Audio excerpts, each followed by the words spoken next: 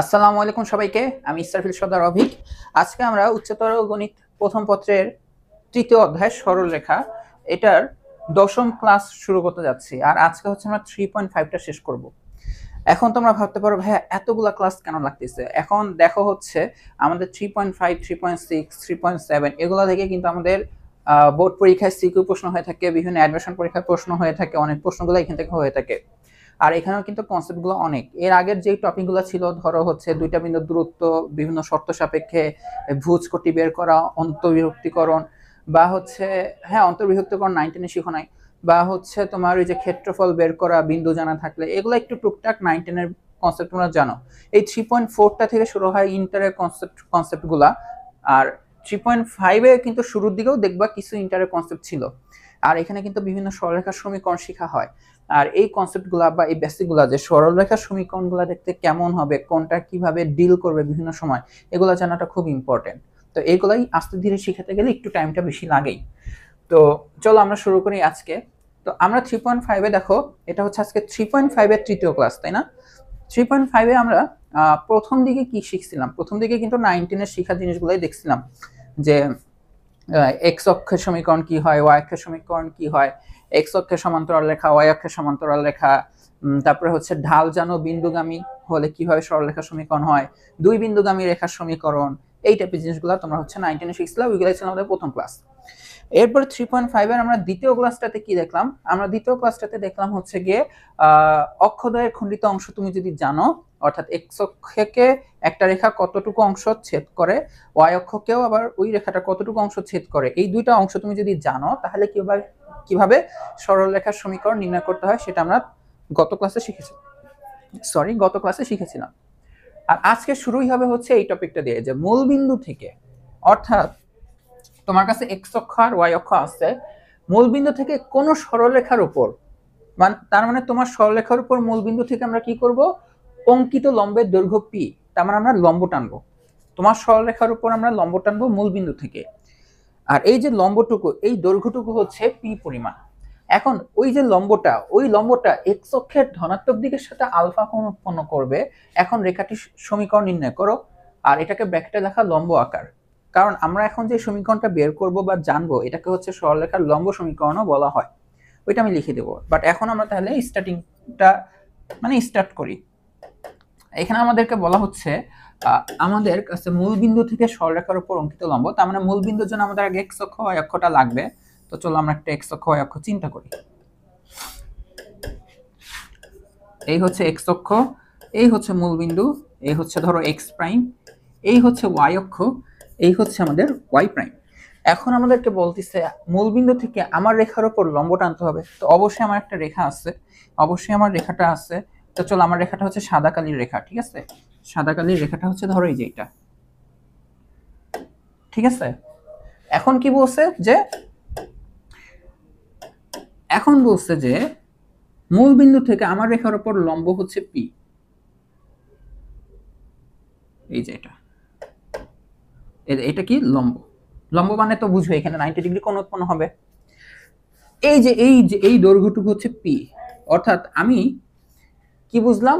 মূলবিন্দু থেকে আমার একটা রেখার উপর লম্ব টানা হবে, ওই লম্ব দৈর্ঘ্য হবে পি। শেষ হয় নাই প্রশ্নের টপিক। প্রশ্নে আরো বলছে যে লম্বটি, অর্থাৎ এই যে আমি যে লম্বটা টানলাম পি দৈর্ঘ্যের, এটা এক্স অক্ষের ধনাত্মক দিকের সাথে একটা কোণ উৎপন্ন করে, ওটা হচ্ছে আলফা। অর্থাৎ এটা এক্স অক্ষের সাথে দেখো এই যে আলফা কোণ উৎপন্ন করবে। এখন বলতেছে তোমার সরলরেখাটা বের করো, তোমার সরলরেখাটা বের করো। এতটুকু ডাটা দেওয়া। তো আমরা ধরে নিচ্ছি আমাদের কাছে এরকম একটা সরলরেখা আছে, মূল বিন্দু থেকে তার উপর একটা লম্ব টানলাম। এই যে এই লম্ব রেখাটা আবার হচ্ছে এক্স অক্ষের সাথে আলফা কোণ উৎপন্ন করতেছে, তার মানে তোমাকে দুইটা ডাটা দেওয়া থাকবে প্রশ্নে তোমার কাছে যে লম্ব দৈর্ঘ্য পি দেওয়া থাকবে, আর এই যে এই দৈর্ঘ্যটা, লম্ব দৈর্ঘ্যটা কত কোণ উৎপন্ন করবে এক্স অক্ষের সাথে, এই ডাটাটা দেওয়া থাকবে, পি আর আলফা দেওয়া থাকবে। এখন তোমাকে সরলরেখা খুঁজে বের করতে হবে, সমীকরণটা বের করতে হবে। আচ্ছা, আমরা একটা কাজ করি, দেখো আমরা চিন্তা করি এটা এক্স অক্ষের সাথে এ বিন্দুতে ছেদ করে, আমার সরলরেখাটা ওয়াই অক্ষের সাথে বি বিন্দুতে ছেদ করে। তার মানে দেখো এ বিন্দু আর বি বিন্দুগামী সরলরেখাটা, এটা এক্স অক্ষের, দেখো ও এটা কি এক্স অক্ষের কর্তৃত অংশ না? ওবিটা কি বলতো, ওয়াই অক্ষের কর্তৃত্ব অংশ। এই দুইটা ডাটা যদি আমি জানি, সামহাও ও এর মান আর ও বির মান যদি জানি, তাহলে কিন্তু আমি সরলরেখা সমীকরণ জানি। কারণ আমরা আগে থেকে একটুকু শিখে আসছি যে এক্স ডিভাইডেড বাই এক্স এর কর্তৃত্ব অংশ, এক্স এর কর্তৃত্ব অংশ plus y divided by y এর কর্তৃত্ব অংশ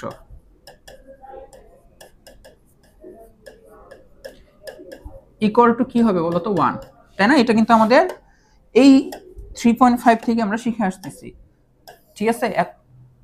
সরি, কি টান দিলাম এটা।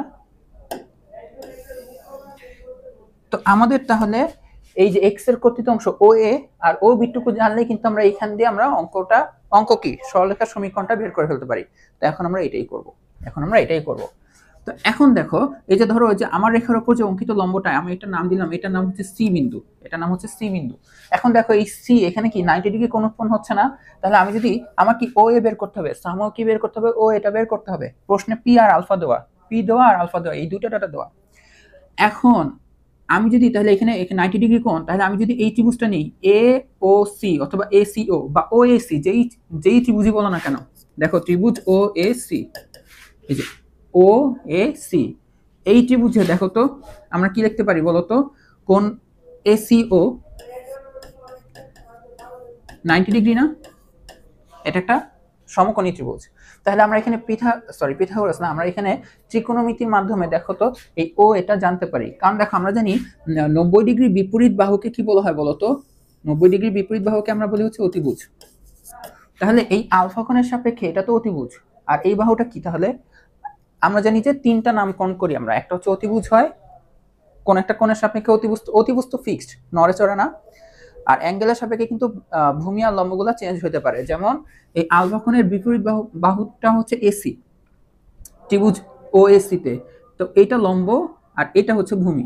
এখন তাহলে দেখো, আমি যেহেতু ও এটা বের করতে চাচ্ছি অতিভুজটা, আর পি জানি, পিটা হচ্ছে এই ও এসি ত্রিভুজের কি লেখা যায় বলতো, ভূমি না? তাহলে আমি লিখতে পারি যে cos আলফা ইকুয়াল টু লেখা যাবে কি বলতো, ভূমি বাই অতিভুজটা কি দেখো তো, ও এ না? তাহলে আমরা এখান থেকে লিখতে পারি তাহলে ও এ ইকুয়াল টু হচ্ছে p by cos alpha. P by কি লেখা যায়, কজ আলফা। ও এর মানটা আমি জেনে ফেলছি।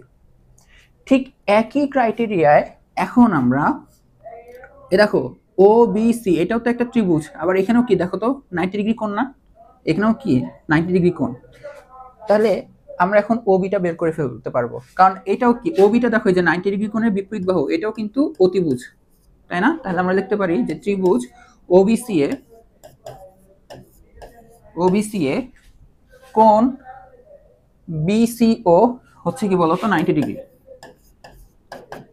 এটা যেহেতু 90 ডিগ্রি, তাহলে আমরা কি লিখতে পারি বলতো, তাহলে আমরা কিন্তু লিখতে পারি যে যেহেতু আমি এটা বের করতে চাচ্ছি, ওবিটা বের করতে চাচ্ছি, আর এটা কি দেখো তো, ওবিটা অতিভুজ, আর এই যে এটা ওসিটা কি হবে বলতো, ভূমি, তাই না?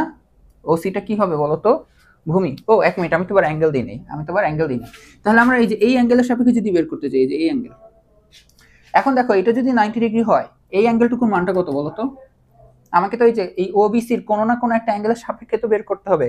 ধর আমি কজ নেই বা সাইন নেই, আমি এই অ্যাঙ্গেলের সাপেক্ষে বের করতে যাচ্ছি, বাট এই অ্যাঙ্গেলটুকু কত? এখন দেখো আমরা জানি এক্স অক্ষ আর ওয়াই অক্ষ থাকে 90 ডিগ্রি কোণে। এখন দেখো তো এই এতটুকু যদি হয় আলফা, তাহলে এতটুকু কি হবে বলতো, 90 ডিগ্রি মাইনাস আলফা না? 90 ডিগ্রি মাইনাস আলফা।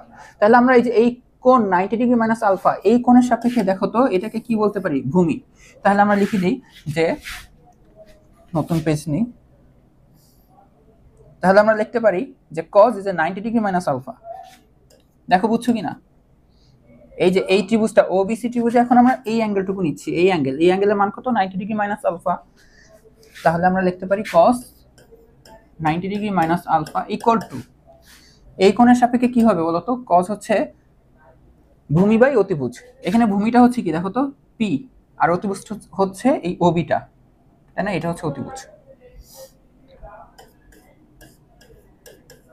তাহলে আমরা কি পাই দেখো তো, আমরা এখান থেকে ওবির মানটা কি পাই, ওবি ইকুয়াল টু পাই হচ্ছে p cos 90 degree minus alpha. এখন দেখো ত্রিকোণমিতির খুবই বেসিক কাজ এখানে করতে হবে। 90 ডিগ্রির সাথে যেহেতু এখানে 1 গুণ আছে, অর্থাৎ বেজোড় গুণিতক, তখন এটা হয়ে যাবে সাইন। আর এটা কোন চতুর্ভাগ? প্রথম চতুর্ভাগ। প্রথম চতুর্ভাগে আমার সবগুলো অনুপাতই পজিটিভ হয়, তার মানে এটা আমরা পেয়ে গেলাম যে OB এর মান হচ্ছে এইটা। তো যেই কথা সেই কাজ, আমরা দেখো O এর মানটা জানি, OB এর মানটা জানি, অর্থাৎ x এর কর্তৃত্ব অংশ আর y এর কর্তৃত্ব অংশটা জানি, তাই না? এই যে এটা হচ্ছে কি আমাদের, এটা হচ্ছে আমাদের x এর কর্তৃত্ব অংশ। তাহলে আমরা সরলরেখা সমীকরণটা কি পাই? তাহলে আমরা লিখতে পারি x divided by OA plus y divided by OB equal to হচ্ছে 1। তাহলে O এর মানটা কত আমাকে বলো? O এর মানটা আমরা কত পাচ্ছি? p by cos alpha, p by cos alpha, p by cos alpha plus y, এটা কি পাচ্ছি? এটা পাচ্ছি হচ্ছে p by sin alpha equal to হচ্ছে 1। এখন দেখো অঙ্ক কিন্তু প্রায় শেষের দিকে, এটা উল্টাই গেলে কি হয় দেখো তো। এটা আসলে কিভাবে আছে?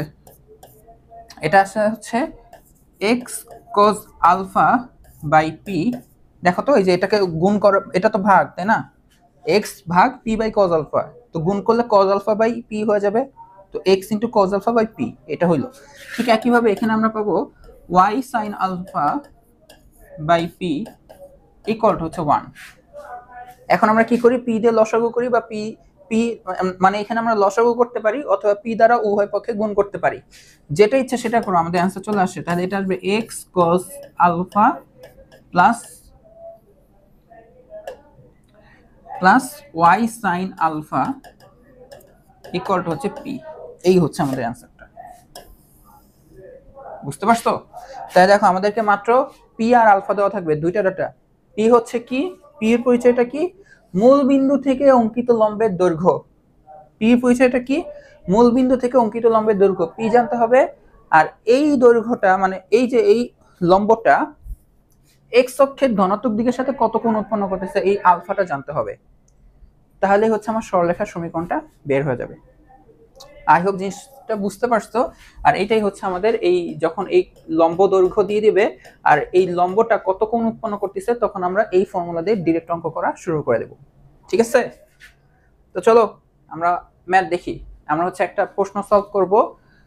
এটা হচ্ছে দেখো, এটা হচ্ছে আমাদের রূপন্তী বইয়ের কত নম্বর অঙ্ক আমি যদি বলে দিই। আচ্ছা, এটা হচ্ছে আমাদের রূপন্তী প্রকাশনী বইয়ের 13-র 1 নম্বর অঙ্ক। 13-র 1 3.5 এর 13-র 1 নম্বর অঙ্ক। ঠিক আছে? এখানে বলে দিচ্ছে যে একটা সরল রেখা অক্ষ দুইটি থেকে সমমানের যোগবোধক অংশ ছেদ করে। আমরা কিন্তু এরকম টাইপের ম্যাথ দেখছি যে সমমানের যোগবোধক অংশ ছেদ করলে কি হয়। এখন বলছে মূল বিন্দু থেকে তার উপর অঙ্কিত লম্বের দৈর্ঘ্য, তার উপর বলতে সরলরেখার উপর, মূল বিন্দু থেকে এই সরলরেখার উপর অঙ্কিত লম্বের দৈর্ঘ্য হবে হচ্ছে 4 একক। এখন বলতেছে সমীকরণটি নির্ণয় করো। তাহলে কি বুঝাইলো? তার মানে আমরা যদি একটু এটা ইমাজিন করার চেষ্টা করি,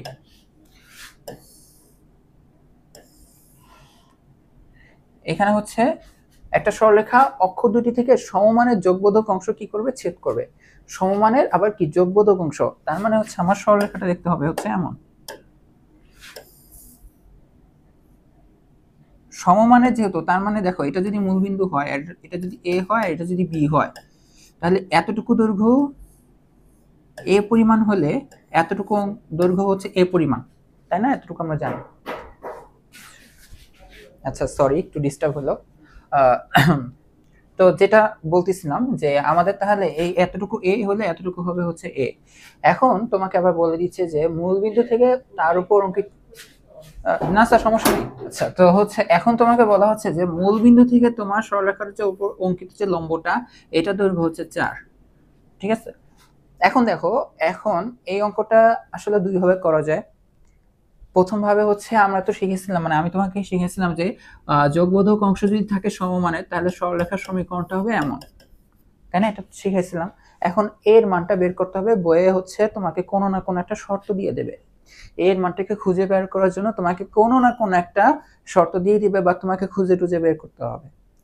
তো এইখানে এই শর্তটাই হচ্ছে মূল বিন্দু থেকে তার উপর অঙ্কিত লম্বের দৈর্ঘ্য। তো তুমি এই যে এইভাবে করতে পারো, বাট এখনো 3.6 এর একটা কনসেপ্ট তোমাকে আগে শিখতে হবে, তারপর তুমি এই সূত্র দিয়ে করতে পারবা। ওই যে অঙ্কিত লম্বের দৈর্ঘ্য মানে কোন একটা বিন্দু থেকে সরলরেখার উপর অঙ্কিত লম্বের দৈর্ঘ্য কিভাবে বের করতে হয়, তো ওইটা ওই টাইমে শিখলে তুমি এমনি পারবা। তো এখন আমরা যেই টপিকটা মাত্র শিখলাম ওইটা কিভাবে ইউটিলাইজ করতে পারি সেটা দেখাই। ঠিক আছে? তো তোমাকে হচ্ছে এটা দেওয়া যে মূলবিন্দু থেকে তোমার রেখার উপর যে অঙ্কিত লম্বের দৈর্ঘ্যটা এটা হচ্ছে 4 একক। এটা কত একক? 4 একক। তার মানে আমাদের এই যে এই দৈর্ঘ্যটুকু দেওয়া, সামহাও আমি যদি এই অ্যাঙ্গেলটুকু জানতে পারি, এই যে এই অ্যাঙ্গেলটুকু যদি আমি জানতে পারি, তাহলে কিন্তু আমার সরলরেখার সমীকরণ কি হবে? দেখো তো, আমাদের সরলরেখার সমীকরণ হবে x cos alpha plus y sin alpha equal to হচ্ছে p। এটা x cos alpha plus y sin alpha equal to হচ্ছে p। এটা হবে আমাদের সরলরেখার সমীকরণ। বুঝা গেছে? এখন p এর মানটা আমি না হয় জানি। দেখো এখানে p এর মানটা কত হবে? 4 একক। প্রশ্নে বলা। আলফাটা কি জানো? আলফাটাও কিন্তু আসলে দেওয়া। আলফাটাও আসলে দেওয়া। কিভাবে দেওয়া? ফার্স্ট অফ অল এখানে দেখো, এখানে যতটুকু কর্তন হয় উপরেও যতটুকু কর্তন হয়, মানে সেম কর্তন হচ্ছে। তার মানে এটা একটা কি ত্রিভুজ বলতে পারো? এটা কিন্তু একটা সমদ্বিবাহু ত্রিভুজ। এটা একটা কি ত্রিভুজ? সমদ্বিবাহু ত্রিভুজ। ঠিক আছে? তুমি যদি একটা সমদ্বিবাহু ত্রিভুজ হয়ে চিন্তা করো, তাহলে দেখো যে সমদ্বিবাহু ত্রিভুজের এই যে কি হচ্ছে দেখো তো, এই বাহুটা আর এই বাহুটা যেহেতু সেম, এই বাহুটা যেহেতু সেম, এখন তুমি যখন এই অপর বাহুর উপর অঙ্কিত লম্ব আঁকবা, তখন দেখবা কি, দেখো এই অ্যাঙ্গেলটা দুই ভাগ হয়ে গেছে। অ্যাঙ্গেলটা কি হয়ে গেছে? অর্থাৎ এই যে যেই কোণটা, এটা দুইটা ভাগে ভাগ হয়ে গেছে। কখন? তুমি যখন এখান থেকে বিপরীত বাহুর উপর লম্ব টানবা। আমরা তো এটাই করলাম যে এই বিন্দুটা থেকে এটার উপর লম্ব টানলাম, এই যেটা লম্ব, তাই না? এটা যেহেতু লম্ব, তার মানে এই যে এই কোণটা দেখো, এই যে ত্রিভুজ এ ও বি বলো, তার মানে যে এই কোণটা, এই হলুদ যেই কোণটা, অর্থাৎ এই যে 90 ডিগ্রিটা আসলে দুইটা ভাগে ভাগ হয়ে গেছে, অর্থাৎ আলফা আসলে 45 ডিগ্রি হয়ে গেছে। কেন হয়ে গেল বুঝতে পারছো? কারণ এইটা সমদ্বিবাহু ত্রিভুজ ছিল দেখে। সমদ্বিবাহু ত্রিভুজ ছিল দেখে এই অ্যাঙ্গেলটা তো এমনি 90 ডিগ্রি, এক্স অক্ষ ওয়াই অক্ষ, তাই না? এখন যখন এই বিপরীত বাহুর উপর লম্ব টানা হবে, তখন এই কোণটা কি হয়ে যায়? দুই ভাগে বিভক্ত হয়। তাহলে এই 90 ডিগ্রিটা, তার মানে এইখানে 45 ডিগ্রি, আবার এইখানেও 45 ডিগ্রি। আমাদের তো লাগবে এক্স অক্ষের সাথে কত কোণ উৎপন্ন করতেছে সেটা জানলেই চলবে। তো 45 ডিগ্রি। তো এই মানটা আমরা তাহলে 1 নং এ বসাই দিই, তাই না? তাহলে আমরা 1 নং হতে পাই, 1 নং হতে আমরা পাই x cos 45 degree plus y sin 45 degree equal to p মান কত বলো তো? p এর মান হচ্ছে 4। এটা সলভ করব, এটাই তোমার অ্যানসার। ঠিক আছে? কিভাবে সলভ করব এখন? cos 45 ডিগ্রি মান বলো? 1/√2। তার মানে 1/√2 কে আমরা লিখতে পারি √2। sin 45 ডিগ্রি মান বলো? √2, মানে 1/√2, এভাবে আমরা লিখলাম যে ডিভাইডেড বাই √2 ইকুয়ালস টু হচ্ছে 4। এখন √2 দিয়ে তুমি গুণ করে দাও, এটাই তোমার অ্যানসার।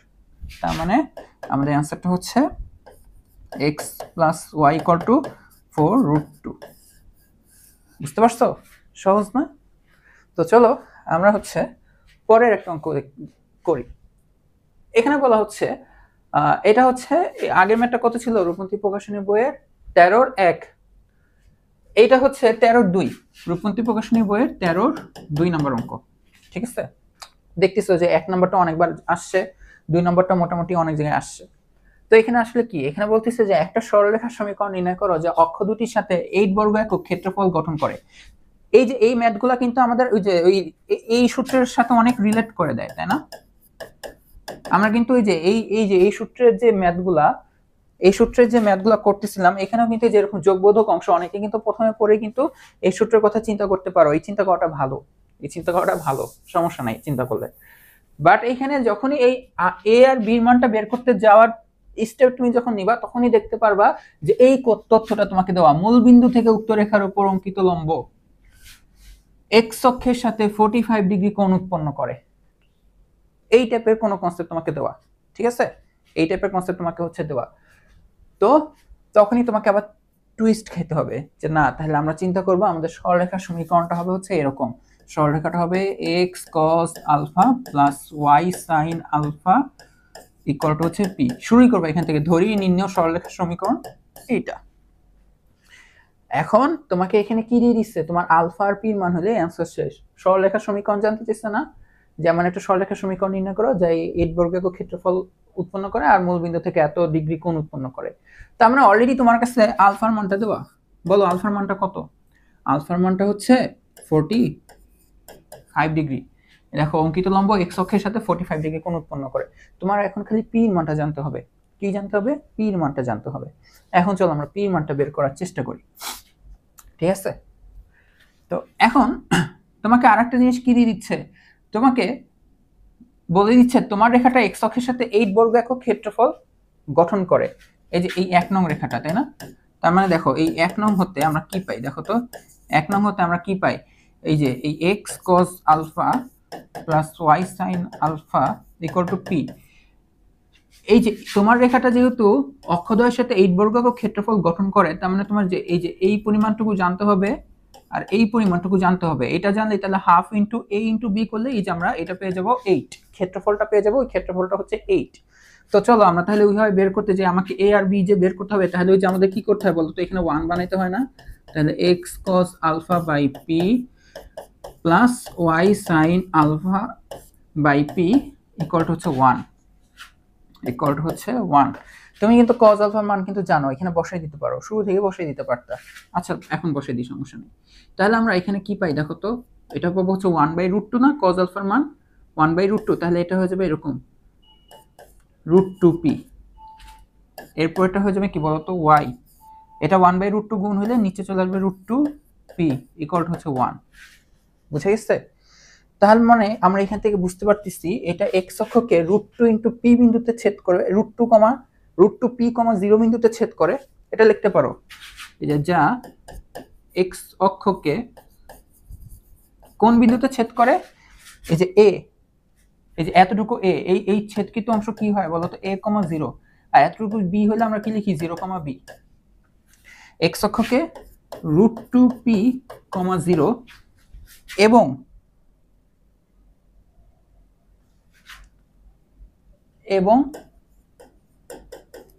y অক্ষকে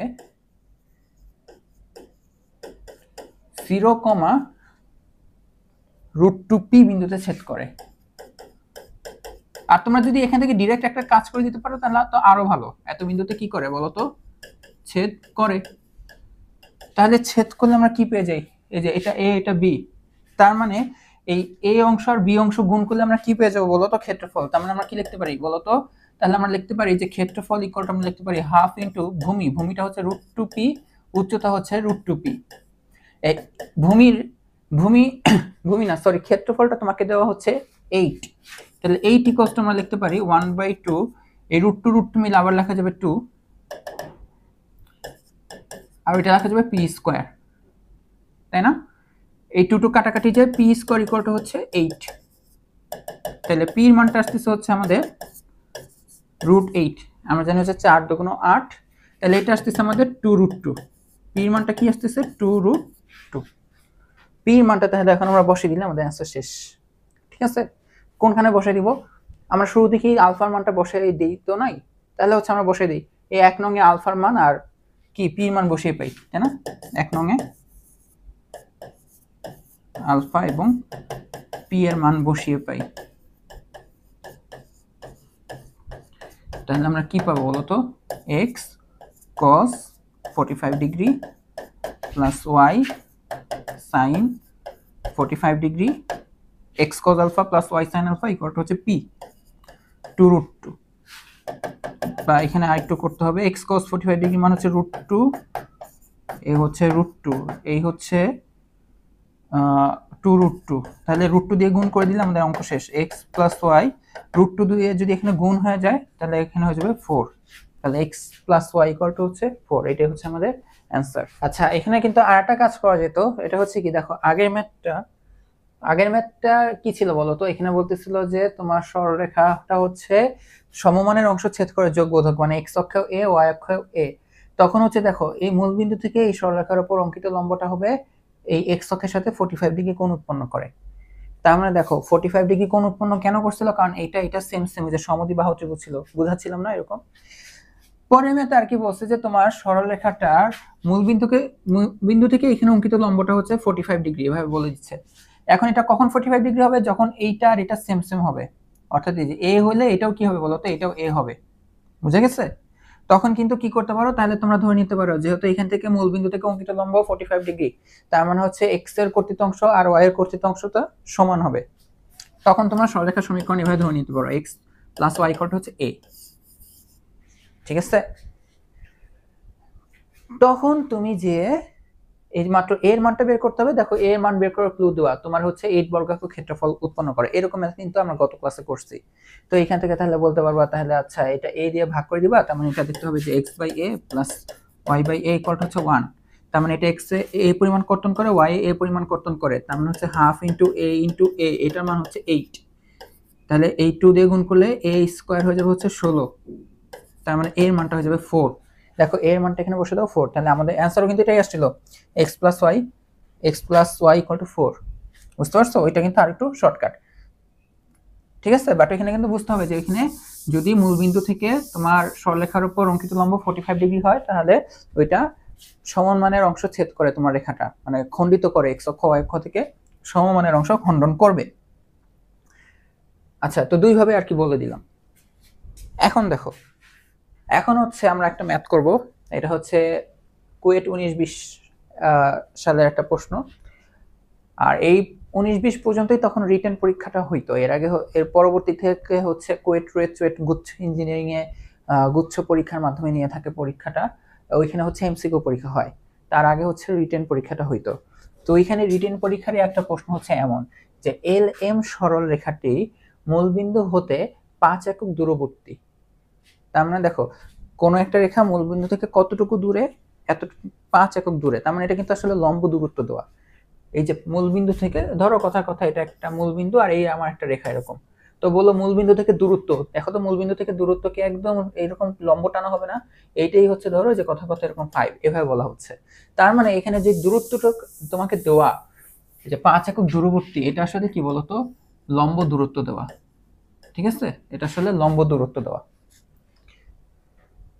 এখন এই LM সরলরেখাটি কি করে, এক্স ও ওয়াই অক্ষকে এ ও বি বিন্দুতে ছেদ করে, ভালো কথা। তার মানে এক্স অক্ষকেও একটু কর্তন করলো, ওয়াই অক্ষকেও কর্তন করলো, তার মানে আমাদের এখনো কনসেপ্টের সাথে যাচ্ছে। এখন বললো মূল বিন্দু থেকে LM এর উপর অঙ্কিত লম্ব, এই যে 5 একক যে লম্ব দূরত্বটা দেওয়া, এই লম্বটা ওয়াই অক্ষের যোগবোধক দিকের সাথে পাই বাই থ্রি মানে কিন্তু 60 ডিগ্রি, তাই না, পাই/3 কোণ উৎপন্ন করে। সি বিন্দুর স্থানাঙ্ক, সি কোথা থেকে আসছে হুট করে তোমরা ভাবতে পারো, যাই হোক এটা দাঁড়ি, দেন সি বিন্দুর স্থানাঙ্ক এত হলে এই যে এবিসি ত্রিভুজের ক্ষেত্রফল নির্ণয় করে। এখানে এমনি দাগ পড়ছে, বাট এখানে কি চাচ্ছে, এবিসি ত্রিভুজের ক্ষেত্রফল। তার মানে তোমার কাছে ক্ষেত্রফল জানতে যাচ্ছে একটা ত্রিভুজ এবিসি, যার সি এর স্থানাঙ্কটা তোমাকে দেওয়া, বাট এ আর বি এর স্থানাঙ্ক তোমাকে দেওয়া নাই। তার মানে এ আর বি এর স্থানাঙ্ক তুমি যদি বের করে ফেলতে পারো, তাহলে ওই যে 3টা শীর্ষ বিশিষ্ট আমরা ক্ষেত্রফল তো বের করতেই পারি ত্রিভুজের, তো এইভাবে আমরা অঙ্কটা করে ফেলবো। বাট এখন আমাদের মেন টাস্ক হচ্ছে এ বিন্দু আর বি বিন্দুর মানটা বের করা। তো চলো আমরা কিভাবে বের করতে পারি। আমরা নরমাল কনসেপ্টে যদি চিন্তা করি রাফে, তার মানে আমাদের কাছে মূল বিন্দু আছে, এরকম এক্স অক্ষ ওয়াই অক্ষ আছে, আমাদের কাছে একটা রেখা আছে, মূল বিন্দু থেকে তার উপর অঙ্কিত লম্ব হচ্ছে যে 5 না, হ্যাঁ।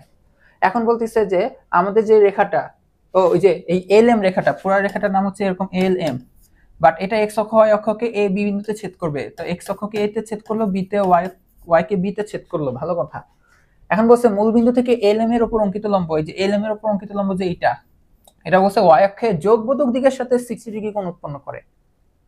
এটা আবার বুঝো, ওয়াই অক্ষের যোগবোধক দিকের সাথে 60 ডিগ্রি কোণ উৎপন্ন করবে, এই যে এটা এই রেখাটা ওয়াই অক্ষের, এই যে লম্বটা ওয়াই অক্ষের সাথে 60 ডিগ্রি কোণ উৎপন্ন করবে বা যোগবোধক। তো তোমরা অনেকে ভাবতে পারো তাহলে মনে হয় এই অ্যাঙ্গেলটা দেওয়া, কোন অ্যাঙ্গেলটা, এই যে এই অ্যাঙ্গেলটা, না, এই অ্যাঙ্গেলটা দিলে কিন্তু ঋণাত্মক হয়ে যায় অ্যাঙ্গেলটা। কারণ অ্যাঙ্গেলটা তৈরি করলে তুমি কিভাবে, ধরো এই যে এই লম্ব রেখাটা না, সাপোজ কথা হচ্ছে এরকম, তুমি যদি এই কোণ কনসিডার করো, তাহলে স্টার্ট করলে কি ওয়াই অক্ষ থেকে এই যে এদিকে যাচ্ছ না, এটা হচ্ছে ঘড়ির কাঁটার দিকে, ঘড়ির কাঁটার দিকে গেলে আমাদের অ্যাঙ্গেলটা হয় নেগেটিভ। ওয়াই অক্ষের সাথে ধনাত্মক দিকে কোণ হবে হচ্ছে এইভাবে, দেখো এই যে রেখাটা তাহলে এইভাবে থাকতে হবে, এই যে ওয়াই অক্ষ থেকে যে ঘড়ির কাঁটার বিপরীতে যাব, তাহলে এটা হচ্ছে ওয়াই অক্ষের যোগবোধক কোণ। বুঝতে পারছো, ওয়াই অক্ষের যোগবোধক কোণ। তার মানে আমাদের যে লম্বটা, এই লম্বটা হবে হচ্ছে তোমার এই যে এরকম, মূলবিন্দু থেকে এইভাবে, এই দিকে না, এই দিকে হবে। তাহলে এতটুকু যেহেতু আমরা বুঝে ফেলছি, এখন তাহলে আমরা যদি চিত্রটা আঁকি তাহলে তোমাদের জন্য আরেকটু সহজ হয়ে যাবে। কিরকম, তাহলে আমরা যদি চিন্তা করি, আমাদের কাছে হচ্ছে এরকম, দেখো এক্স অক্ষ ওয়াই অক্ষ আছে, আর আমাদের রেখাটা তাহলে যদি এই দিকে হয় তাহলে এই হয়ে গেছে, আর কিছু না, এই হচ্ছে এল এম, বা ওইটাকে এম দি, এটা এম দি, এই হচ্ছে এল, এই হচ্ছে এম। এটা হচ্ছে এক্স অক্ষকে এ বিন্দুতে ছেদ করে, ওয়াই অক্ষকে দেখো যে বি বিন্দুতে ছেদ করে, আর এই যে এটার লম্ব দূরত্বটা 5 দেওয়া, তার মানে এই যে এইটা, এই হচ্ছে, এটা হচ্ছে 5। এখন এই লম্ব দূরত্বটা কি করলো, এই দেখো এলএম এর উপর অঙ্কিত লম্ব, এই যে এই লম্বটা কি করলো, ওয়াই অক্ষকে যোগবোধক দিকের সাথে এত কোণ উৎপন্ন করে। তার মানে এই যে এই অ্যাঙ্গেলটুকু দেওয়া, এই অ্যাঙ্গেলটুকু হচ্ছে কত বলতো, π/6, অর্থাৎ সরি π/3, অর্থাৎ 60 ডিগ্রি। ঠিক আছে, π/3 মানে কি বলতো, 60 ডিগ্রি। তাহলে এখন হচ্ছে আমরা কি করতে পারি, দেখো তো আমরা কিন্তু এখন এই যে এই সরলরেখার ক্ষেত্রে আমরা এই সরলরেখার সমীকরণটা একটু চিন্তা করতে পারি। দেখো তো আমরা সরলরেখার সমীকরণটা কি বের করতে পারি, দেখো তো এলএম এর সমীকরণ কি লিখবো আমরা, দেখো তো এক্স কস আলফা। বাট মনে রাখো এখানে আলফা কিন্তু কি হয়, এই যে এটা লম্ব না, আমাদের এই টপিকটা কি ছিল, এই লম্বটা এক্স অক্ষের ধনাত্মক দিকের সাথে যেই কোণ উৎপন্ন করবে সেই কোণটা নিতে হয়। অর্থাৎ দেখো এক্স অক্ষের ধনাত্মক দিকের সাথে এই যে এই কোণটা উৎপন্ন হয়, তার মানে এতটুকু তো 90 ডিগ্রি, ঠিক আছে, তার সাথে আরো এক্সট্রা 60 ডিগ্রি যোগ হবে। ঠিক আছে, তাহলে আমরা আগে হচ্ছে এটা লিখি x cos alpha plus y sin alpha equal to হচ্ছে p। বাট এখানে কিন্তু বলে দিতে হবে p এর মানটা প্রশ্ন মতে হচ্ছে 5, আর আলফার মানটা হবে হচ্ছে 90 ডিগ্রি প্লাস 60 ডিগ্রি, অর্থাৎ 150 ডিগ্রি। ঠিক আছে, 150 ডিগ্রি। তাহলে দেখো তুমি পি জানো আর কি জানো বলো তো, আলফা জানো, তাহলে তুমি সরলরেখার সমীকরণটা বের করতে পারতেছো না।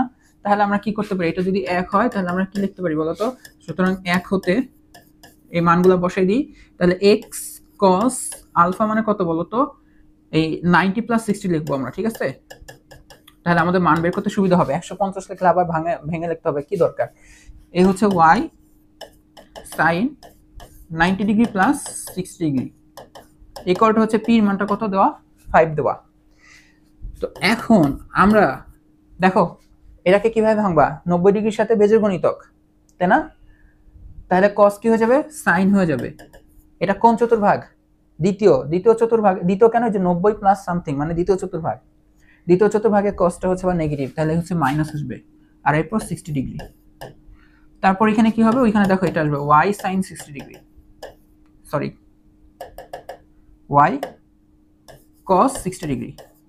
কেন আসলো, ওই যে 90 এর সাথে বেজোড় গুণিতক 1, তাহলে sin হয়ে যাবে cos, এটা দ্বিতীয় চতুর্ভাগে sin পজিটিভ, এজন্য চিহ্ন চেঞ্জ হয় নাই, এরপর এই থিটাটাই বসে যাবে, ইকুয়াল টু হচ্ছে 5।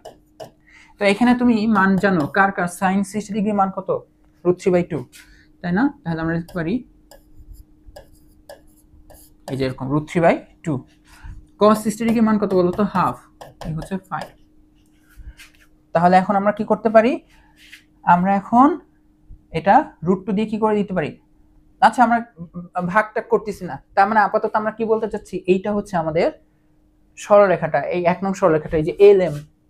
বাট এখন আমরা আবার এটা বের করতে চাচ্ছি, এই এলএম এই যে এই এক্স অক্ষকে কোন বিন্দুতে ছেদ করে আর ওয়াই অক্ষকে কোন বিন্দুতে ছেদ করে, অর্থাৎ এই যে কর্তিত অংশ আর এই কর্তিত অংশটুকু আমরা বের করতে চাচ্ছি, মূল বিন্দুটা দিছিলাম না, তাই না।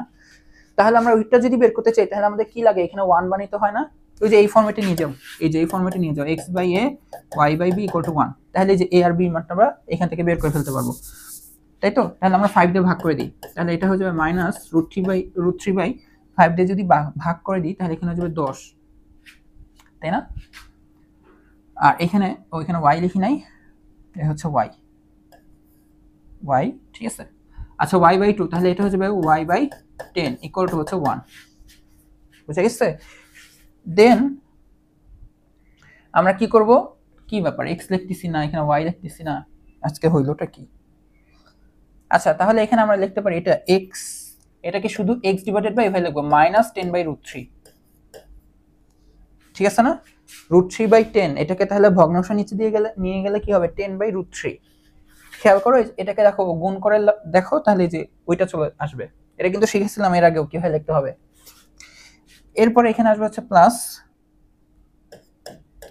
y, এখানে কত আসছে 10 এই আসবে, আমাদের কোনো সমস্যা নাই, তাহলে এই হচ্ছে 10 ইকুয়াল টু হচ্ছে 1।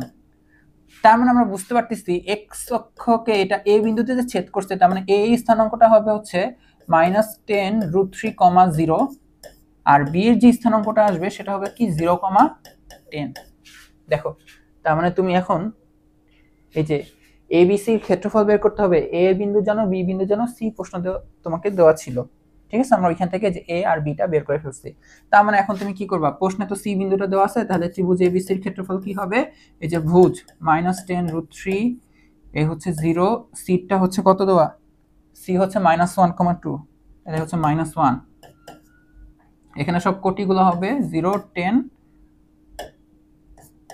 আর এখানে 1, 1, 1, এই ক্ষেত্রফল একটা হাফ থাকে। এখন এই ক্ষেত্রফলটা তোমাদের বের করা হচ্ছে SW, বুঝছো, SW, আর আমাকে করে অ্যান্সারটা বলবা কত আসে। আচ্ছা, তো এখন দেখো আমরা একটা টপিক শিখবো, খুবই ইন্টারেস্টিং, সহজ, দুইটা সমীকরণ একই সরলরেখা নির্দেশ করার শর্ত। তো দেখো আমি একটু সহজভাবে বলার চেষ্টা করি। ধরো তোমার কাছে একটা সমীকরণ আছে এরকম দেখতে, 2x - y, আমি আজানের ব্রেক দিই না। তো যেটা বলতে চাচ্ছিলাম যে 2x - y + 3 = হচ্ছে 0, এটা কি, এটা একটা সরলরেখা, এটা তোমরা চেনো। তো এখন আমি তোমাকে আরেকটা সরলরেখা দিচ্ছি, দেখো সরলরেখা দেখতে কেমন, 4x - 2y + 6 = হচ্ছে 0, বুঝতে পারছো? একটা হচ্ছে 2x - y + 3 = 0, আর একটা হচ্ছে 4x - 2y + 6 = 0। তোমাকে দুইটা সরলরেখা দিছি না আমি, বলো, দুইটা সমীকরণ, তার মানে দুইটা সরলরেখা, তার মানে এদের ছেদবিন্দু আছে, তাই না, হাবিজাবি হ্যানত্যান। বাট আসলে আমি তোমাদের সাথে মজা করতেছি, এখানে আসলে দুইটা না, আমি তোমাকে একটা সরলরেখাই দিচ্ছি, তোমাকে আমি একটা সমীকরণই দিচ্ছি, বিশ্বাস হচ্ছে না? তোমরা যারা বুঝা তারা তো বুঝেই ফেলছো। আসলে আমি তোমাকে এই সমীকরণটাতেই দেখো, আমরা যদি দেখো তো কি লিখতাম, বা চিহ্ন দিয়ে 2 দ্বারা গুণ করলে কি পাইতাম বলো তো, 4x -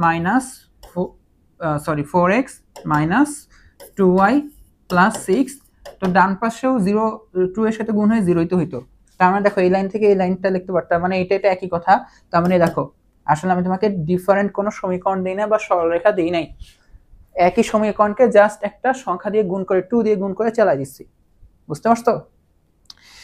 তার মানে আসলে এইটা আর এইটা ভিন্ন কোনো সরলরেখা না, একই সরলরেখা। যদি তুমি ভিন্ন সরলরেখা চিন্তাও করো, ধরে নাও যদি চিন্তাও করলা এটা ভিন্ন একটা সরলরেখা, কথার কথা আমি এরকম একটা রেখা আঁকলাম, কথার কথা, তাহলে এইটা যদি হয়, তাহলে এটা ভিন্ন সমীকরণ না, এটা আসলে ওই একই রেখা, বুঝছো? এটাকে আমরা বলি একটা একটার উপর সমাপাতিত হয়, একটা আরেকটার উপর, ওই যে সবুজটার উপর হলুদ রেখাটা সমাপাতিত হচ্ছে, আসলে একই জিনিস, ঠিক আছে? তো কখন এরকম একই জিনিস হয় বলতে পারো? এই যে দেখো সাপোজ একটা সংখ্যা দিয়ে সবাই কি গেছে বলতো, সবাই একটা সংখ্যা দিয়ে কি যাচ্ছে, যে এই সমীকরণে সবাই প্রত্যেকটা পদ 2 দ্বারা গুণ গেছে।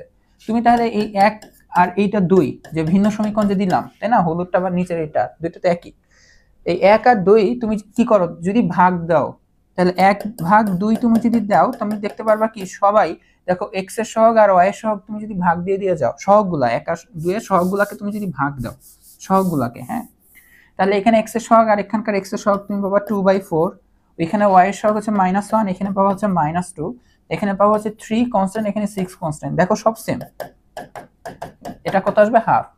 অথবা উল্টাটাও করো, কি সব হাফ আসবে না, দেখো।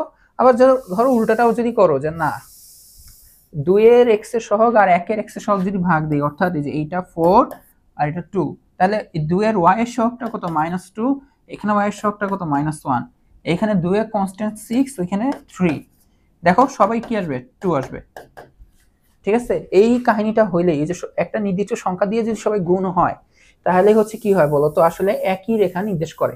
তাহলে কি নির্দেশ করবে, একই রেখা নির্দেশ করবে। তাহলে চলো আমরা তাহলে বুঝে ফেলছি কাহিনীটা, আগে থেকে তোমরা এই বেসিক টুকটাক জানো, নির্ণায়কের মধ্যেও কিন্তু এই কনসেপ্টটা আসে। আচ্ছা, এখন আমি কনফিউশনে ফেলবো না নির্ণায়কের কথা বলে এগুলাতে। তাহলে আমরা বলতে পারি দুইটা সমীকরণ কখন একই সরলরেখা নির্দেশ করবে, যদি a1x b1y আর c1 = 0 হয়, আর আরেকটা রেখার সমীকরণ যদি হয় a2x b2y আর c2 = 0, এরকম দুইটা সরলরেখার সমীকরণ যদি থাকে, একই রেখা নির্দেশ করবে, তখন শর্তটা হচ্ছে কি বলতো, তখন শর্ত হচ্ছে প্রথমটার x এর সহগ আর দ্বিতীয়টার x এর সহগ ইকুয়াল টু আসতে হবে প্রথমটার y এর সহগ, ডিভাইডেড বাই দ্বিতীয়টার y এর সহগ ইকুয়াল টু ওইটা কনস্ট্যান্ট ডিভাইডেড বাই কনস্ট্যান্ট, ঠিক আছে? a1/a2 = b1/b2 = c1/c2, সব সেম আসবে, ঠিক আছে? তাহলে হচ্ছে কি বলতো, একই সরলরেখা নির্দেশ করবে। তো চলো এখন হচ্ছে আমরা একটা উদাহরণ করি, এটা হচ্ছে আমাদের রূপন্তী প্রকাশনী বইয়ের একটা উদাহরণ, এক্সাম্পল। তো চলো আমরা উদাহরণে দেখি কি বলছে। আমাদেরকে বলতেছে যে এইটা এটা একটা সরলরেখা। এই সরলরেখার কোনো ধ্রুব পদ নাই, মানে আলফা বিটা নাই, তুমি সবকিছুই জানো। বাট এইখানে দেখো এক্স এর সাথে একটা এ আছে, ওয়াই এর সাথে একটা 3b আছে, মানে দুইটা জিনিস আমি জানি না। এই দুটো সমীকরণ দেয় একই সরলরেখা নির্দেশ করে। কি নির্দেশ করে? একই সরলরেখা নির্দেশ করে। এখন এ আর বি এর মান নির্ণয় করতে হবে। যেহেতু এটা একই সরলরেখা নির্দেশ করে, তার মানে আমরা বলতে পারি যে এই 3 ডিভাইডেড বাই এখানে x এর সহগ আর এখানে x এর সহগ কত 2a, এখানে y এর সহগটা কত বলো তো 7, এখানে y এর সহগটা কত বলো তো, চিহ্ন সহ বলতে হবে, কিন্তু সহগ মানে কি চিহ্ন সহ হয়, তাই না? সহগ মানে চিহ্ন সহ, -3b। এখানে দেখো এটা 21, ধরে এক পাশে নিয়ে আসো সব, তাই না? এটা 21 এই পাশে আসলে কি হয়ে যাবে, -21 = 0। ওইটা যে এক পাশে আসেই, তাহলে এত টেনশনের কিছু নাই। তাহলে যে -21 ইকুয়াল ডিভাইডেড বাই 6, এরা কি হবে বলো তো, ইকুয়াল হবে, তাই না? এভাবে লিখে নেবা, এটা 1 নং সমীকরণ, এটা 2 নং সমীকরণ। খাতায় এভাবে লিখে নেবা, এটা 1 নং, এটা 2 নং। আমি আর খাতায় লিখলাম না এভাবে। দেন বলবো যে 1 আর 2 নং একই সরলরেখা নির্দেশ করলে এই শর্তটা মেনে চলবে, অর্থাৎ এইটা হবে। তো এখন আমাকে a আর b এর মান বের করতে হবে, তাই তো?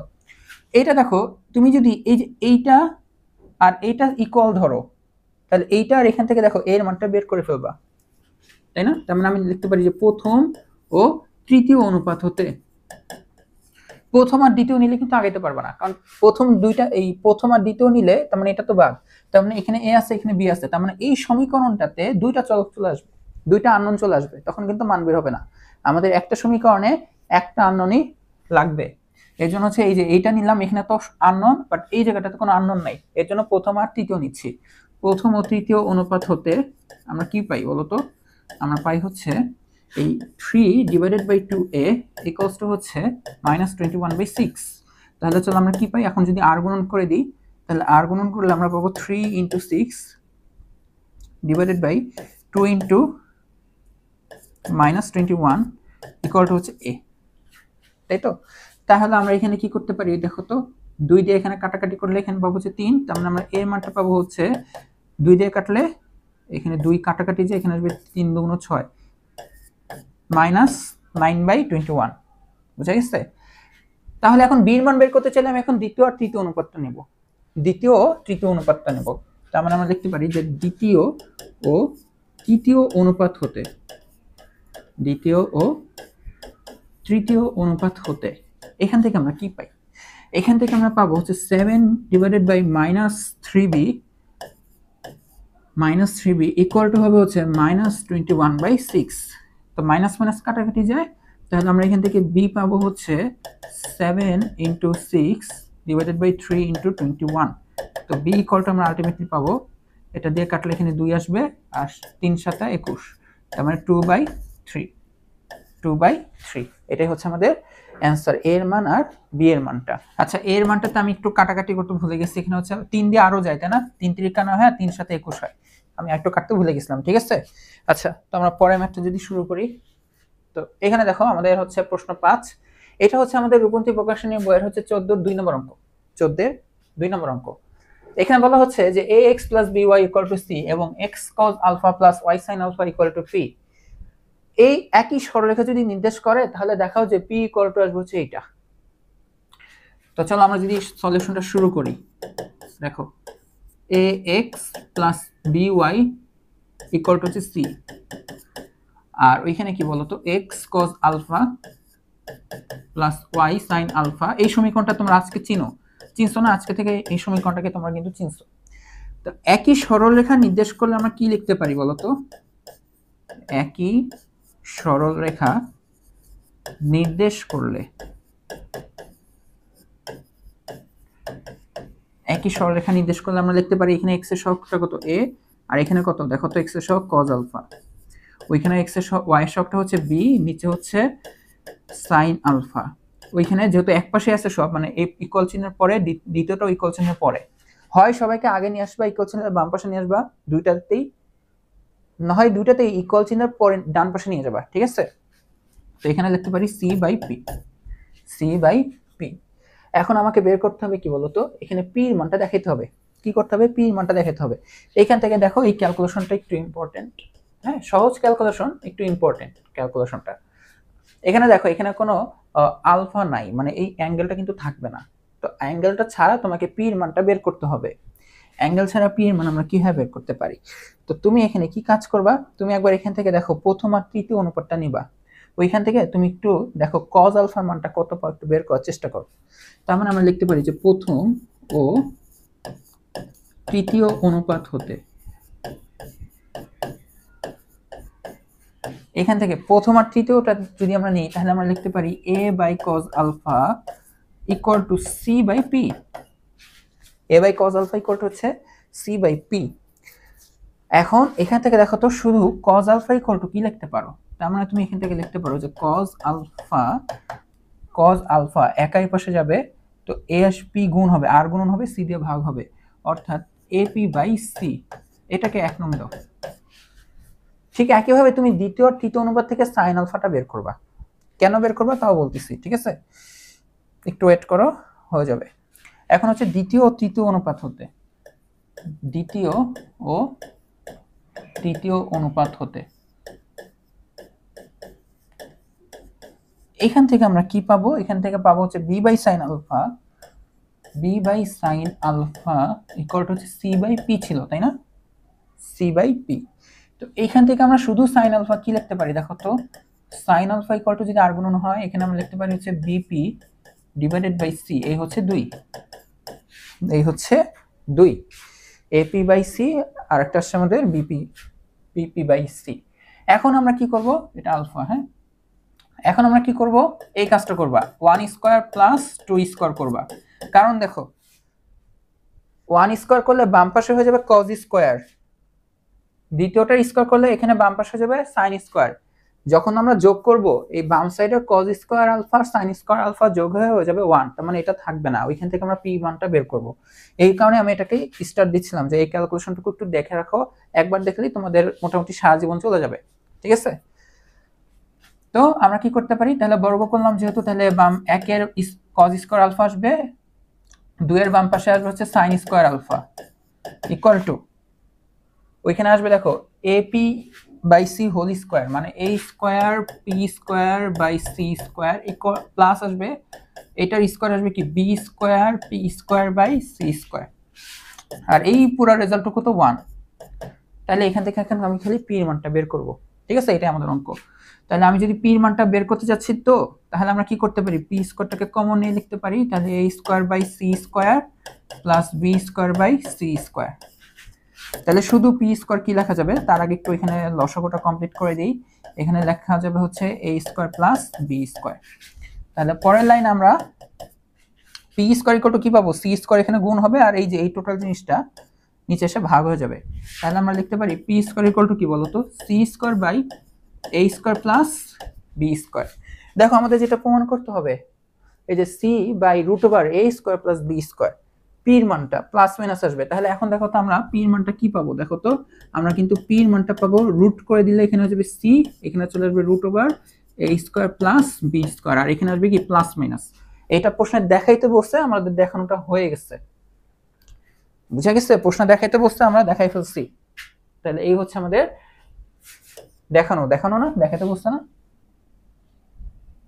হ্যাঁ, তাহলে এটা আমাদের শো করা হয়ে গেছে। বাট এখানে একটা কথা একটু বলি, এখানে না আমাদের পি নরমালি কি বোঝায় দেখো তো, এখানে পি, এই যে এই পিটার কথা মনে পড়ে, এই এরকম ফরম্যাটে পি আমাদের কি নির্দেশ করে, মূল বিন্দু থেকে ওই রেখার উপর অঙ্কিত লম্বের দৈর্ঘ্য, এটা একটা দূরত্ব বা দৈর্ঘ্য, এটা একটা ভ্যালু, এটার কোনো নেগেটিভ ফরম্যাট হয় না, এটা সবসময় কি হয় বলতো, পজিটিভ হয়। এখন প্রশ্নে আমাদের পির মানটা প্লাস মাইনাস দিয়ে দেখাইতে বলছে, তাই হচ্ছে আমরা দেখাই দিচ্ছি, ঠিক আছে, এরকম প্লাস মাইনাস, কারণ এ এর মান, বি এর মান, সি এর মানটা আমি জানি না। বাট এখন আমরা যে ম্যাথগুলো করব, এখানে দেখবো যে পি এর মানটা যদি সামহাউ, এখানে দেখো এ বি সি এর মান তুমি জানো, এটা কি আসবে আমরা জানি না, বুঝতেছি না, এ বি সি এর মান বিভিন্ন রকম হইতেই পারে, বাট আমরা ধরো এটা পাই, যেমন এখানে দেখো সি এর মানটা নেগেটিভ হইতেই পারে, সি এর মানটা কি নেগেটিভ হইতেই পারে, তখন এই নিচের এতটুকু তো নেগেটিভ আসবে না, রুট সংখ্যা তো কখনো নেগেটিভ আসবে না, তাই না। তো সি এর মানটা নেগেটিভ, এটা পজিটিভ, তখন এই যে এই মাইনাস আর মাইনাস মিলে প্লাস হয়ে যেতে পারে। তো এখানে পি এর মানটা আমি শিওর না দেখে প্লাস মাইনাস দিয়েছি, বইও এমনি প্রমাণ করতে বসতে, তাই আমি প্লাস মাইনাস দিচ্ছি। বাট ধরো আমার কাছে যদি এরকম অ্যারাইজ করতো, কথা এরকম, তাহলে পরের লাইনে আমি কিন্তু এটাই লিখতাম, এই যে বর্গমূল করে এখানে ভুলেও কিন্তু প্লাস মাইনাসটা দিব না, পি এর মানে তখন কিন্তু আমি প্লাস মাইনাসটা দিব না, বুঝতে পারছো? কারণ এটা তো ভ্যালু আমি তো বুঝতেছি, এখানে আমি যদি মাইনাসটা দেই তাহলে মাইনাসটা মানে আসলেই -5/2, কারণ দূরত্ব লম্ব দৈর্ঘ্য এটা কখনো নেগেটিভ হতে পারে না। বাট এখানে তো আমি সির মান, এ এর মান, বির মানটা জানি না। সির মানটা বাই চান্স যদি নেগেটিভ হয় তাহলে আমি ধরো তুমি কেউ লিখছো পি এর মানটা এইভাবে লিখছো পজিটিভ, বাট সির মানটা ছিল আসলে নেগেটিভ, এটা লুকানো, সির মান তো তুমি জানো না, তাহলে এখানে সির মানটা যখনই বসাবা এটা কিন্তু নেগেটিভ চলে আসবে, ঠিক আছে? তো তখন এই কারণে আমরা সবসময় প্লাস মাইনাস দিয়ে দিচ্ছি, ঠিক আছে? এখানে আমরা আসলে শিওর না তো কি এ বির মানটা কি হইতে পারে, আমরা শিওর না, এই জন্য পি মানটা ওভারঅল প্লাস মাইনাস, ঠিক আছে? যখন এরকম আননোন টাইপের জিনিস থাকবে, মানে তুমি তো জানো না এটার মানটা কি, তখন বর্গমূল করবা যখন, তখন প্লাস মাইনাস আসে, ঠিক আছে? তখন কি আসে? প্লাস মাইনাস আসে। আচ্ছা যাই হোক, আমরা ম্যাথ করলে একটু ভালো করে বুঝতে পারবা। তো এখানে দেখো 3x - 4y = 12, আর হচ্ছে যে এরকম দেওয়া একই রেখা সূচিত করলে পি এর মানটা নির্ণয় করো, পি এর মানটা নির্ণয় করো। তো চলো আমরা যদি সূচিত করি, তার মানে আমরা বুঝতেছি যে এটা আমাদের 1 নং, এটা হচ্ছে 1 নং সমীকরণ। আর এটা দিয়ে কি বোঝাচ্ছি? এটা হচ্ছে রূপন্তি প্রকাশনী বইয়ের 14 3 নম্বর অঙ্ক, ঠিক আছে? আর এটা হচ্ছে আমাদের 2 নং সমীকরণ। এভাবে উঠাই নিলাম, ধরে নাও আমি উঠাই নিচ্ছি, এই যেভাবে। এই ম্যাথটা ভালোভাবে করে দিয়েছি, ফর্মালিটিস মেনটেন করে, যে দেওয়া আছে এভাবে, ঠিক আছে? বাট এখন একটু শর্টকাটে করি। যদি ওইটা দুইটা রেখা একই রেখা সূচিত করে তাহলে আমরা কি লিখতে পারি বলতো? এখানে x এর সহগটা 3, ওইখানে x এর সহগটা হচ্ছে cos আলফা, এখানে y এর সহগটা হচ্ছে দেখো তো কত বলতো? এখানে আসতেছে হচ্ছে আমাদের, এখানে ইকুয়াল প্লাস কেন দিচ্ছি, এটা এখানে y এর সহগটা আসবে হচ্ছে -4, ওইখানে y এর সহগটা আসবে হচ্ছে sin আলফা, আর এখানে আসতেছে 12, আর এখানে আসতেছে p। তো এটা হচ্ছে শর্ত, একই রেখা নির্দেশ করলে। এখন আমরা আলফার মানটা কিভাবে বের করতে পারি? আলফা না, আমাদেরকে পি বের করতে বলছে না, তাহলে এখন আমরা প্রথম আর তৃতীয় অনুপাত নিয়ে আগাবো। প্রথম ও তৃতীয় অনুপাত হতে, প্রথম ও তৃতীয় অনুপাত হতে আমরা কি লিখতে পারি? 3/cos আলফা ইকুয়াল টু আমরা লিখতে পারি 12/p। তো এখান থেকে শুধু cos আলফা ইকুয়াল টু কি লেখা যাবে? cos আলফা ইকুয়াল টু লেখা যাবে 3 দিয়ে কাটাকাটি করলে এখানে থাকবে হচ্ছে 4। আচ্ছা আস্তে ধীরে করে দেখাই, তাই না? এই হচ্ছে 3p/12, তার মানে আমরা লিখতে পারি যে cos আলফা ইকুয়াল টু হচ্ছে p/4, p/4। ঠিক একইভাবে আমি এখন যদি দ্বিতীয় আর তৃতীয় অনুপাতটা নেই, দ্বিতীয় ও তৃতীয় অনুপাত থেকে আমরা কি লিখতে পারি? -4/sin আলফা ইকুয়াল টু হচ্ছে 12/p। তাহলে আমরা লিখতে পারি যে sin আলফা ইকুয়াল টু হচ্ছে -4p/12। সুতরাং sin আলফা ইকুয়াল টু হচ্ছে 4 দিয়ে কাটলে এখানে -p/3। তো এটাকে 1 দাও, এটাকে 2 দাও, এখন 1 আর 2 বর্গ করে যোগ করে ফেলো, অঙ্ক শেষ। বুঝে গেছে? তো চলো আমরা কি করব? 1 স্কয়ার প্লাস 2 স্কয়ার, এটা বর্গ করে আমরা যোগ করব। তাহলে এখানে হয়ে যাবে cos square alpha plus sin square alpha equal to, এটার কি আছে? p/4 স্কয়ার প্লাস ওইখানে কি আসে? কি আছে? -p/3। তো এখানে তো 1, এটা তো এটা p স্কয়ার, এটা 4 4 16, ওইখানে তো প্লাস তো মাইনাস তো থাকবে না, এটা p স্কয়ার 3 3 9। তাহলে এখন আমি যেহেতু p স্কয়ারের মানটা বের করতে চাচ্ছি, p স্কয়ারটা কমন নিয়ে এখানে তাহলে 1/16 প্লাস 1/9, তাহলে আমি p স্কয়ার ইকুয়াল টু লিখতে পারি, এই হচ্ছে 16 × 9, আর এখানে কি আসবে বলো তো? এখানে আসবে 9 + 16 মানে 25 আসবে, ঠিক আছে? এই হচ্ছে 1। তাহলে p স্কয়ারের মানটা আমি আর গুণন করলে আমি পাবো 16 × 9 / 25। এখন আমি দেখো p এর মানটা যে লিখবো, এটা এখন রুট হবে। এখন দেখো এখানে আর প্লাস মাইনাস দিবা না, কারণ তুমি এটা একদম ভ্যালু পাচ্ছ, এটা একদম ভ্যালু পাচ্ছ। এখানে প্লাস মাইনাস দিলে মানে তুমি বলতেছো নেগেটিভ হয়ে যেতে পারে, বাট লম্ব দূরত্ব কখনো নেগেটিভ হবে না। আমি আবার একটু ক্লিয়ার করে দিই, এই যে এই ম্যাথের ক্ষেত্রে তুমি তো এ বি সি এর মানটা জানো না, এখন এ বি সি এর মান কেমন আসে তুমি জানো না, এখানে প্লাস মাইনাসের কারণে দিতেই হবে। কারণ বাই চান্স সি এর মানটা নেগেটিভ থাকলে তুমি যদি প্লাস দাও, ওই নেগেটিভটা আবার নেগেটিভ করে দেবে, এই জন্য রিস্ক নিতে পারতেছি না, এই জন্য প্লাস মাইনাস, ঠিক আছে? আচ্ছা, আর এখানে ওইখানে বেস্ট অপশন হইতো কি জানো, এখানে বেস্ট অপশন হইতো এখানে মডুলাস দেখাই দিলে, কি দেখাই দিবা মডুলাস, বাট বইয়ে লেখাতে বইয়ের প্রমাণেই আর কি বলছে যে এটা দেখাও যে প্লাস মাইনাস দিয়ে লিখতে হবে, এই কারণে প্লাস মাইনাস দেওয়া হয়েছে, ঠিক আছে। আচ্ছা তো এখন এইটা তাহলে আমরা কি লিখবো, তাহলে এখানে আমরা তাহলে লিখতে পারি যে সুতরাং p ইকুয়াল টু এটা হয়ে যাবে 4, ওটা হয়ে যাবে 3, এই হয়ে যাবে 5, তাই না? সবাই ইন্ডিভিজুয়ালি রুট হবে, এটা 4 3 5 আসবে, তাহলে 3 4 12, 12/5।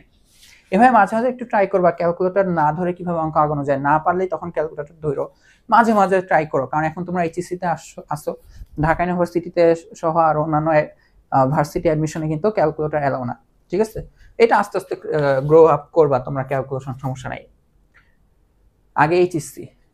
আচ্ছা এখন দেখো এখানে বলা হচ্ছে যে আবার যে এইটা যদি এমন হয় তাহলে দেখা একই সরলরেখা নির্দেশ করলে আলফা ও হচ্ছে এখানে পি হবে, এটা পি, আলফা ও পি এর মানটা বের করতে হবে। এতক্ষণ পর্যন্ত আমরা পি এর মানটা বের করতেছিলাম, আলফার মান বের করতেছিলাম না, তো চলো এখন হচ্ছে আলফাও বের করতে হবে, পিও বের করতে হবে। আর এটা হচ্ছে রূপন্তি প্রকাশনী বইয়ের 14 4 নম্বর অঙ্ক। তাহলে এটা আমাদের 1 নং ইকুয়েশন, তাই না? এটা আমাদের 1 নং, এটা হচ্ছে আমাদের 2 নং ইকুয়েশন। এখন একই সরলরেখা নির্দেশ করলে আমরা জানি এখানে x এর সহগ হচ্ছে 3, ওইখানে এটা হচ্ছে cos আলফা, এখানে হ্যাঁ টাইপিং মিস্টেক না, বানানটা আমি দেখিনি এক্স্যাক্টলি কি ছিল।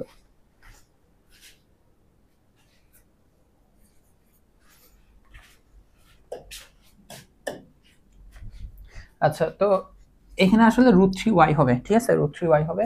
আচ্ছা তো এটা একই সরলরেখা নির্দেশ করলে, তো এখানে হচ্ছে তাহলে 3/sin আলফা, আর এখানে y সহগ হচ্ছে √3, আর এখানে আসতেছে y সহগ হচ্ছে sin আলফা, তো এখানে হচ্ছে 2, এই পাশে হচ্ছে 2, তাহলে এই পাশে আসবে -p হয়ে যাবে, তাই না? 2/-p, বললাম না হয় সব বাম পাশে নিয়ে আসবে, না হয় সব ডান পাশে নিয়ে যাবে, একই কথা। তো এখান থেকে তাহলে আমরা এখন কি করব, প্রথম আর তৃতীয় অনুপাত থেকে কাজ করব, তাই না? একটু সংক্ষেপে যদি লিখি তোমরা মনে হয় বুঝতে পারবা যে প্রথম আর তৃতীয় অনুপাত থেকে আমরা লিখতে পারি যে 3/cos আলফা ইকুয়াল টু হচ্ছে 2/-p।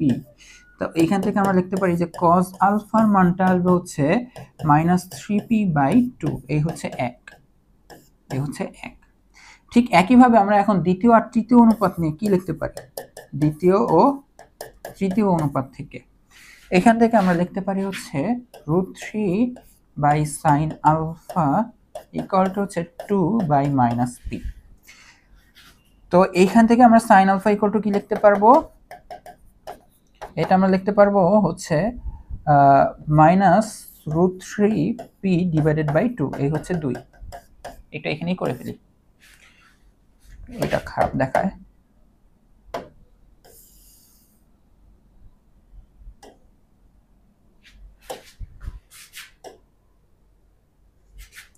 আচ্ছা তো এখন আমরা কি করব বলতো, 1 আর 2 বর্গ করে cos আলফা sin আলফা বাদ দিয়ে আগে p এর মানটা বের করব।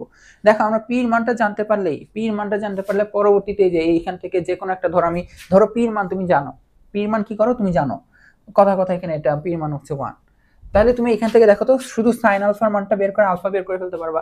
তো ওই আগের অঙ্কটার মতই না, আমরা p বের করব, পরে হচ্ছে আমরা যে কোনো একটা জায়গায় মান বসাই দিয়ে আলফার মানটা বের করে ফেলবো, ঠিক আছে। পরে হচ্ছে কি আমরা দেখো তো 1 আর 2 বর্গ করব, বর্গ করে আমরা কি করব, যোগ করব। আচ্ছা তো বর্গ করে যোগ করলে এখানে cos স্কয়ার আলফা, এখানে sin স্কয়ার আলফা, একটু সংক্ষেপে লিখি তাড়াতাড়ি, হ্যাঁ, এই হয়ে যাবে 1, আর এই পাশটা কি হয়ে যাবে দেখো তো -3, মাইনাস তো থাকবে না, এটা হয়ে যাবে বর্গ করলে কি হয়ে যাবে 9, এটা p স্কয়ার হবে আর এটা 4 হবে, তাহলে 9p²/4 প্লাস হবে হচ্ছে যে এখানে এইটার স্কয়ার করলে হবে 3, মাইনাস তো থাকবে না, স্কয়ারের জন্য মাইনাস থাকবে না, 3 আসবে 4 আসবে, 3/4p², তাই তো। তাহলে এই হচ্ছে 1, তাহলে p² কমন নিলে তুমি যদি লসাগু করো তাহলে 9 আর 3 মিলে হয়ে যাবে 12, 12/4 মানে হয়ে যাবে 3, তাহলে p² ইকুয়াল টু তোমার আসবে হচ্ছে 4/12, মানে হচ্ছে 1/3, তার মানে p হচ্ছে তোমার কাছে আসবে 1/√3। এখানে দেখো প্লাস মাইনাস নিবা না, আমি এটা ক্যালকুলেশনটা সংক্ষেপে করছি, আই হোপ তোমরা বুঝতে পারছো কিভাবে করছি, আগের দুইটা ম্যাথ যেভাবে করছি সেভাবেই, ঠিক আছে। পরীক্ষা হলে এভাবে করো না, আগের দুইটা ম্যাথ যেভাবে করতেছিলাম পরীক্ষা হলে ওইভাবে করবা। আবার বলি, আগের দুইটা যেভাবে করতেছিলাম পরীক্ষা হলে বোর্ড পরীক্ষা এইভাবে করবা, এগুলো অ্যাডমিশনের টাইমে এলাও হবে, সমস্যা নাই। আচ্ছা এখন তুমি কি করবা, তো ধরো এই যে পি এর মান তুমি জানো, এই যে 1 নং ইকুয়েশনে পি বসে দিয়ে আলফা বের করতে পারবা। তারপর তুমি হচ্ছে 2 নং ইকুয়েশনে পি এর মান বসাই দিয়ে তুমি আলফা বের করে ফেলতে পারবা। ঠিক আছে, যেখানে ইচ্ছা মন চায় বসা। ধর আমি 2 নং থেকে বসাই, যে পি এর মান 2 এ বসিয়ে পাই, পি এর মান 2 এ বসিয়ে, তো পি হচ্ছে 1/√3। দেখো পি এর জায়গায় যদি 1/√3 বসে তাহলে √3 কাটাকাটি যাবে, √3 কাটাকাটি যাবে, তাহলে এখানে আসবে হচ্ছে -1/2। তাহলে sin আলফার মানটা আসবে কত বলতো? এই হচ্ছে -1/2। বুঝা গেছে? এখন এইখান থেকে তাহলে তুমি আলফার মানটা দেখো, ক্যালকুলেট করে দেখো, sin ইনভার্স -1/2 এটা কত আসে, ক্যালকুলেটরে চেক করে দেখো কত আসে। এটা 210 ডিগ্রি তোমরা হচ্ছে অ্যান্সার পেয়ে যাবা। বুঝতে পারছো? আই হোপ তোমরা এই টপিকটুকু বুঝতে পারছো কিভাবে অঙ্কগুলো করতে হবে। আচ্ছা, তো আমি হচ্ছে এক্সট্রিমলি সরি বলতেছি, কারণ আমি চাচ্ছিলাম আজকে 3.5টা শেষ করে ফেলতে। এই কারণে দেখো আমার স্লাইডগুলো রেডি ছিল, বাট আনফরচুনেটলি হচ্ছে আমাকে এখন এই মুহূর্তে ক্লাসটা একটু স্টপ করতে হবে। তো এতটুকু পর্যন্ত ক্লাসটা আমি আপলোড করে দিব, সমস্যা নেই। আমি চাচ্ছিলাম 3.5টা আজকেই শেষ করে ফেলতে, তাহলে আমার আরেকটা ক্লাসে একটুখানি অংশ লাগবে। তো হইতে পারে আমি 3.6 শুরুর আগে ম্যাথগুলো করব, বা শুধু ওই ম্যাথগুলোর জন্য। এই যে আমার স্লাইডে দেখো মোটামুটি 3.5টা আমরা শেষ করছি, বাট এখন আমাদের আরো কিছু অংশ আছে, গুরুত্বপূর্ণ কিছু অঙ্ক আছে। এগুলো আমরা কোনো স্পেসিফিক টাইপের মধ্যে ফেলবো না। এই অঙ্কগুলো মোটামুটি অনেক জায়গার জন্য ইম্পর্টেন্ট, বুঝতে পারছো? এই যে এরকম 8 নাম্বার প্রশ্ন, 9 নাম্বার প্রশ্ন, এরকম 10 নাম্বার প্রশ্ন, ঠিক আছে? এই 11, 12 এই টাইপের ম্যাথগুলো হচ্ছে আমাদের করতে হবে, বুঝতেছো? ইম্পর্টেন্ট ম্যাথ কিন্তু প্রায় মোটামুটি সব জায়গায় আসা প্রশ্ন এগুলো, হ্যাঁ। তো এই ম্যাথগুলো আমাদেরকে করতে হবে। এই 14 পর্যন্ত ম্যাথ ছিল, বাট যেহেতু এখন আমি করতে পারতেছি না, তাহলে হয় 3.6 শুরুর আগে আমি এই ম্যাথগুলো করব, অথবা এই ম্যাথগুলোর জন্য আলাদা একটা ভিডিও বানিয়ে আপলোড করে পরে 3.6টা শুরু করব। আশা করি তোমরা আমার এই বিষয়টা একটু কনসিডার করবা, ভুল হিসাবে ক্ষমা সুন্দর দৃষ্টিতে। তো দেখা হবে নেক্সট ক্লাসে। আর আজকের ক্লাসের ম্যাটেরিয়ালসটা আমি আপলোড করে দেবো। কোনো কিছু না বুঝলে অবশ্যই আমাকে জানাবা। তো দেখা হবে নেক্সট ক্লাসে। সবাইকে আল্লাহ হাফেজ।